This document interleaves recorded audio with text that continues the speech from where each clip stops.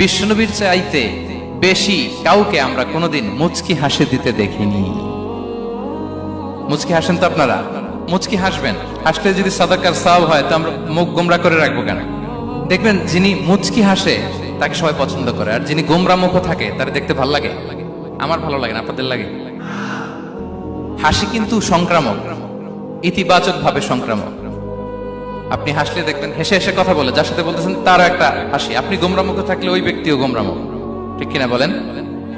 এবং মুচকি হাসলে স্বাস্থ্য ভালো থাকে, মানসিক স্বাস্থ্যের সাথে এটা সম্পর্ক আছে। দেখেন বিষ্ণু ইসলাম কেমন কনসিডারেট ছিলেন। বিশ্বনবী যদি কারোর সাথে মুসাফা করতেন, ভাই হাত মিলান তো, এই যে ওই লোক হাত সরানোর আগে বিশ্বনবী হাত সরাতেন না।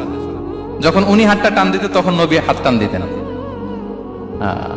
কারোর সাথে কথা বলার সময় এইভাবে আর চোখে তাকাতেন না, এইভাবে না। কথা বলতে হইলে ঘুরে তার দিকে হয়ে তাকে সম্মান দিয়ে রেসপেক্ট দিয়ে কথা শুরু করতেন।